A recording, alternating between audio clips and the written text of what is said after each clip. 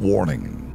Our YouTube channel and its videos may contain scenes, language, and content that may not be appropriate for all audiences. These videos include surveillance footage, undercover pursuit of suspects, actual police and rescue operations, and fearless confrontations.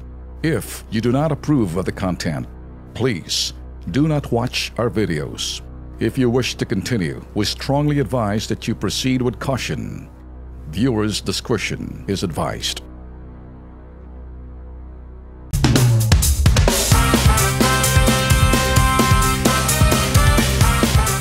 May good news ho tayo. Kasama ho natin dito si Julie Patiik at may bitbit po siyang, siyempre, asawa ho niya na galing po yan ng Saudi Arabia na dumulog ho siya noon pong, kailan ba siya dumulog? Nung March. At nung May 31 po, inakauwi na ho itong si Jonalyn Patiik. Kumusta kayo? Jonalyn, welcome back sa Pilipinas.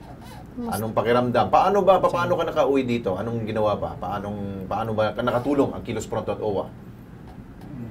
Hindi ko po alam kasi Basta na-rescue ka na doon. Dahil ayaw ka paalisin ng ano mo, ng kasi amo mo, yung agency ko lang tsaka yung amo ko palang nag-uusap, hindi po ako kasama. Ayun, buti. O Julie, anong pakiramdam? Nandito na misis mo? Masaya po. Oo.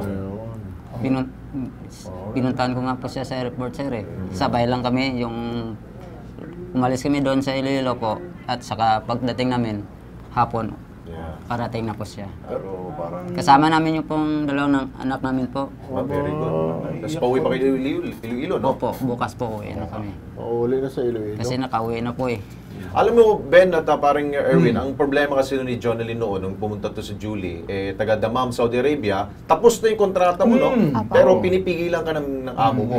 Ayos siya Oo, tsaka yung agency ko pong mag-extend pa daw. Gusto ko i-extend, pero ayaw mo na. Ayun, at tumulong ako dito ang OWA at syempre yung pong Tsaka agency. pinakausap sa akin na magsulat daw ng yung parang papers na, tapos papermahan na pa mag-extend ng 3 months. Oo. At ang gusto mo rin makuha yung sweldo na hindi naibigay sa'yo, no? Ayun, hihingi tayo ng tulong pa rin sa OWA niyan.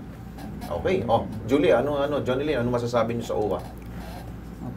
Napapasalamat po kami sa OWA na tinulungan niya po na nakauwi yung asawa ko. At saka sa bitag po, sa mga staff ng mga bitag, kay Sir Ben, kay Sir Erwin, Sir Alex, napapasalamat po kami. Okay. Alright. Kailan ang biyahe niyo? Bukas po. Bukas po ng umaga. Okay. Bueno. Thank you. Thank you po. Yan na muna kayo, ha? Thank you.